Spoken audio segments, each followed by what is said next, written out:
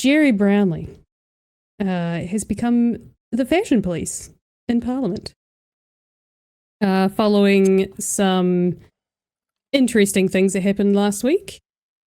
He is going after the fashion in Parliament, the leave, and attendance in Parliament. This is which is quite interesting. this is Brownlee going back to his previous career here. This is Yes. big woodwork teacher energy. So I'm just going to jump straight ahead. If he is enforcing a parliamentary dress code that includes walking shorts and long socks, I am for it. Oh, I never even thought of that. Now that's, he's just that's going, a thought. This is what all teachers wore when I was in school in the 80s, and I've got fond memories. So that's what we're doing. We're bringing back woodworking attire. Like a blue dust jacket over a beige short sleeve shirt that is too thin and too small, a fat tie, walking shorts, long socks. Oh, I think I can find an image. Carry on. I don't know if I want to see that image. While Chewie does that, I thought I would. I thought I'd play the interview that RNZ had with Chris Finlayson on the topic, because although we've been pretty positive of Chris, I think he's had some really awesome. Another of the Chris's. He's had some good things to say. Oh, wait, sorry. He said some good things. In this interview, though, and I know we're talking about mostly trivial things that really don't matter. And let's be honest, the whole thing is just dog whistles, because it's and double standards too. Oh, wow. Yeah. New parliamentary dress code. It's unisex, which is good. The shorts are too short, though, sorry. But they are tailored. So tailored, within an inch of their life. Those are fat ties. I didn't realize that they had sort of slimmed down fat ties. Since the God knows when. Was it 70s? 60s, 70s? Oh, what a time. 99 cents for the socks. Adjusted for inflation, still cheaper than today. Right, let's have a listen to good old Chris Finlayson, who's got some thoughts and feelings on how people should dress. Which I think it's just a bit of a fun one. I don't think I can take any of this seriously, but it's worth a listen to. There's no point listening to Gerry Brownlee talk about it, because we'll see what happens. I'm trying to get my timestamp. So the first wee bit is he's talking about jeans and sneakers and the absolute atrocity that jeans and sneakers are in the house. But Lisa, partway through, talks about Parliament should reflect society. I think is a really good point. And that perhaps this whole idea of must be wearing a suit and tie and jeans and sneakers are an absolute no-no is a wee bit crazy. I'm going to chomp the speed down to 1.2 a little bit fast. I mean, if I go down to court wearing sneakers, I'd just be told where to get off. What about jeans? Because those are... Jeans, totally, no. I'm sorry. Simeon's right. It's the highest court on the land, and there have to be some standards. Times change, and we change with the times, and that's why I suggest a tie in the case of male MPs, or a taonga or something like that. Changing with the times, though, guys. Just so you know. Keep that in mind as we continue forward. Changing with the times. But here's the thing. They're supposed to reflect society, right, and represent the people of the land, and those people wear sneakers and jeans sometimes. Yeah, but you don't have to turn up to Parliament looking like a ragamuffin. You need to have certain standards, and I'm sorry, that may be appropriate dress down at McDonald's, but it's not appropriate in the House of Representatives. Wow. Oh, the dog whistles. They just They're just intertwined and interweaved. You know, who could they possibly be These talking kids about? with their baggy jeans, No, I know. the hippity hoppity. So earlier he talks about the obvious example of the change that happened, or the most recent change, which was the change to being able to wear a taonga versus instead of a tie in Parliament, which I think was a fantastic change. That shouldn't even have been a change. I think that should have just been widely accepted. Right. I think that's the Westminster system pulling its weight. Showing its whole ass. Yeah, pretty much. But there's kind of only one dress for men when it comes to formalities, and it's suit and tie. Women, on the other hand, have quite a variety of things that they can wear. So what does he have to say about what women should wear in Parliament? What would be the dress standards you would expect for the women MPs? I would say I don't think it need be sort of Margaret Thatcher suits or anything like that, but it's just got to be respectable clothing. And I don't think that that jeans is appropriate for the House of Representatives. That's it. Now, Chewie, that's very, very broad. Doesn't give any sort of, restrictions on what women should wear. I can't believe I'm about to say this. Those are absolute double standards. And I'm talking, and for men, men have this absolute restriction on suit and tie, taonga or tie. That's it. That's all. Dress shoes, nothing else. Men are business suits and nothing else. Women, respectable.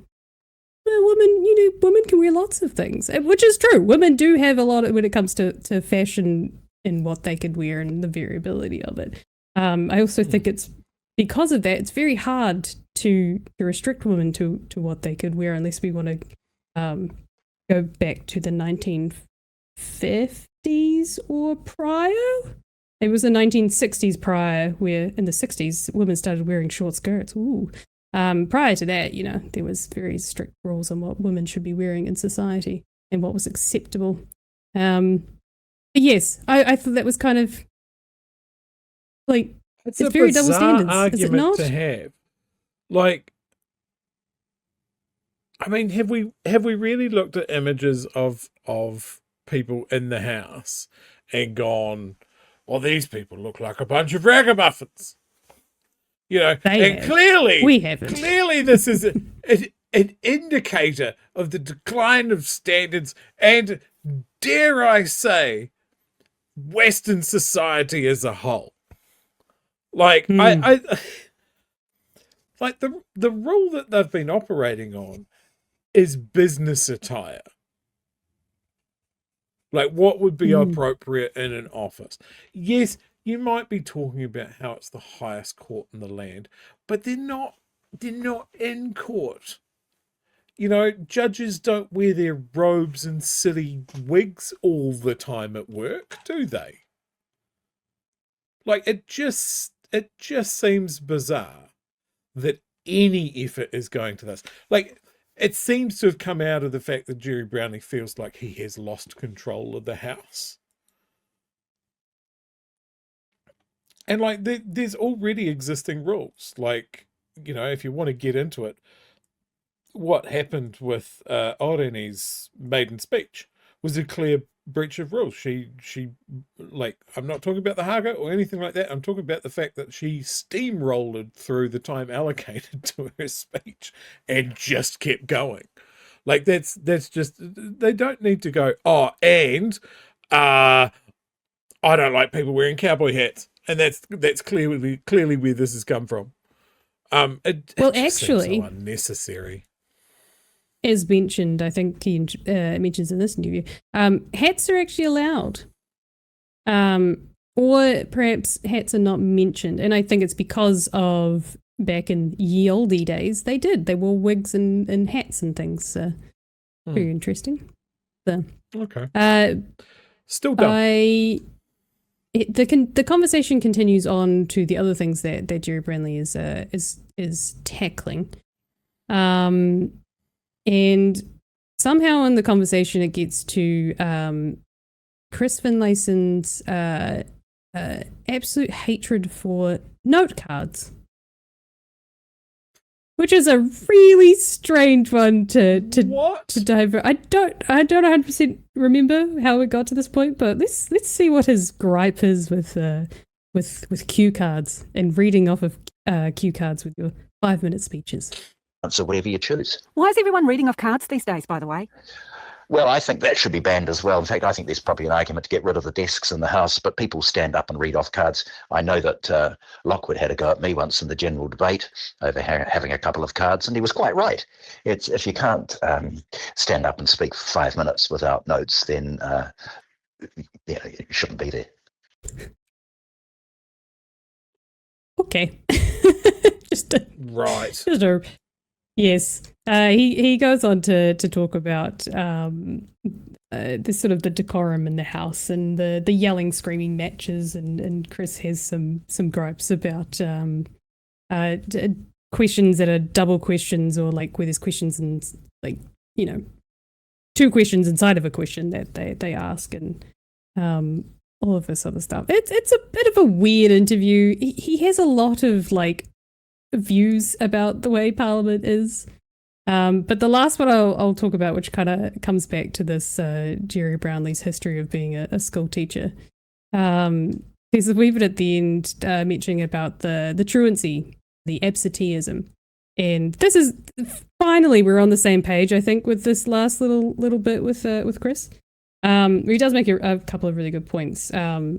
When we were talking to Steve Abel from the Greens on Friday, talking about the Marine and Coastal Act, he was saying about the shocking turnout by MPs, and something like 10 people in the room, which is crazy. And Chris Finlayson's been very vocal about his disdain, I think is probably the best way to put it, against National kind of going against courts and doing their own thing, basically. I assume for the only reason being capitalism, I think. And mining, I think. But Steve did mention that, yeah, there was hardly anyone in the room, and Paul Goldsmith, whose bill it is, I think he was only there for something like 30 minutes, which is kind of crazy. So I agree that the absenteeism probably should be somewhat addressed, but we'll listen to him, see what he has to say. His last little bit where he's finally turned the corner. Chris, does Parliament need an attendance officer then? I mean, they're worried about truancy at every level, so... Well, it's a fair enough point, actually, Lisa, because really members of Parliament are first and foremost legislators, and it's all very well to go swanning off around the country following the Prime Minister and nodding like an automaton behind him when he announces a project, but there's a lot of legislation that's required to be advanced in the House. Some of it's quite technical, and the role of the MP is to master that legislation and make a positive contribution. And I have to say that some of the contributions in the Macca debate, where they stood up and frankly got it all wrong. They said, the purpose of this legislation is to clarify the intention of Parliament, and I commend it to the House. That is simply not good enough. And that mimics what Steve was saying on Friday. That's a very fair statement by Chris Finlayson there. But bit of a funny interview. I think we all know why Gerry's brought this on now. I think there's been a lot more prior to this, though, that should have raised his eyebrows, and a lot more stuff that should have gone to the Privileges Committee long ago. Just reminder, at the start of the year, somebody drove a truck up the steps of Parliament. That person then also, not too many months after, became our Deputy Prime Minister, but that shouldn't have had anything to do with why he perhaps didn't go to the Privileges Committee. There's been some things said in the House this year, probably also could have gone to the Privileges Committee. There's a lot of stuff, but do you know who did go to the Privileges Committee, Chewie? Yes. Party Māori. Yes. And Immediately. who in this whole situation, this has come a week after Orini's behaviour, and as you stated before, you know, they clearly broke the rules, and I think probably was very much a bit of a blatant disregard of the rules. However, I think the people that we typically look at and go, wow, that's some good drip, also come from Te Pāti Māori. Do you think I recognise the member with the fresh Jordans? Is there any overlap, do you think, about any of this? Do you have any thoughts? I don't know. Curiously, there's never any shots of what footwear Winston Peters is wearing. I assume slippers. He's got loafers, which are like the classy man's slippers. Do you think a young Gerry Brownlee with a glint in his eye and a hope for the future ever considered what he'd have to be wrangling at this stage in his life?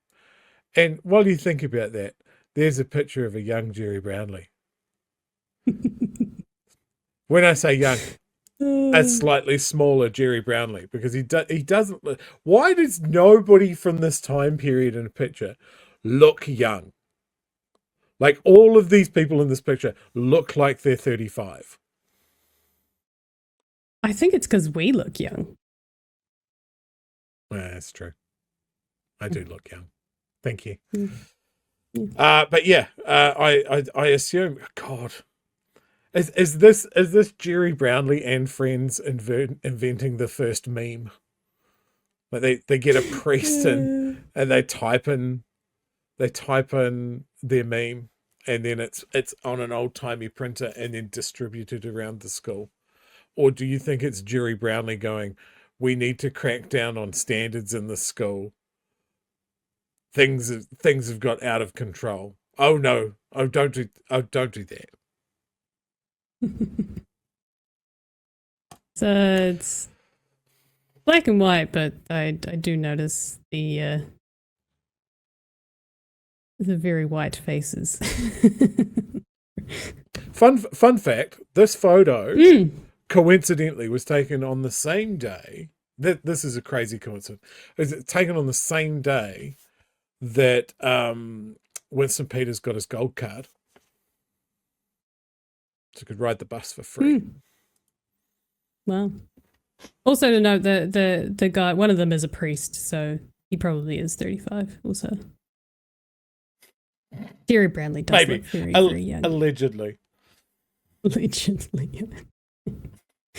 Fun times.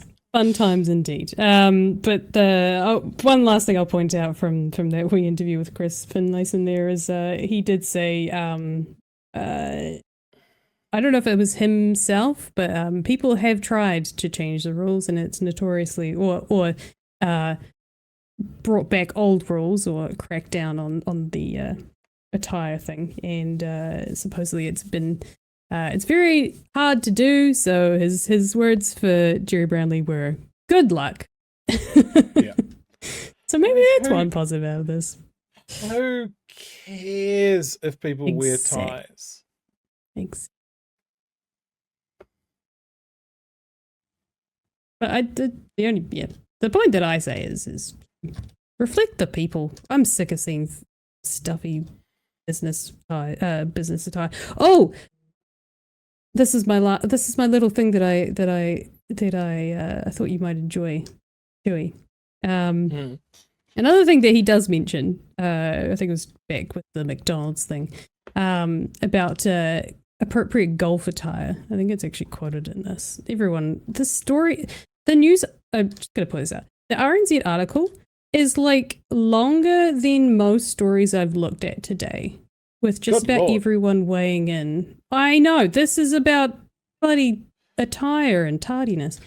And then he added it was to define what is considered professional attire. Hard to define what is considered professional attire. I think it's rather hard these days because you see it in professional clubs and sport clubs. Out on the golf course, people are told to be respectable. Some of them turn out looking as though they've been at the disco.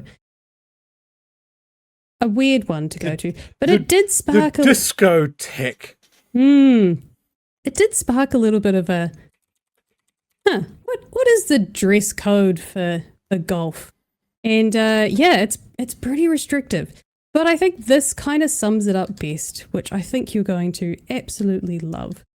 This is on the website of a golf clothing manufacturer or producer, seller, I don't know. About the golf course women's dress code. Golf course regulations often emphasize the importance of proper etiquette. In terms of your wardrobe, this translates into attire that balances respectability with functionality and comfort. At its core, women's golf dress codes help safeguard the essence of the sport. And while they may seem restrictive or even strict, the main reasons for these regulations are to respect the heritage, history, and traditions of the game, to enable players to feel a sense of belonging, camaraderie, and community, to reduce distractions and confusion on the course for all players. In other words, embracing a golf dress code isn't about adhering to rules, it's about honouring the legacy of the game. Jesus.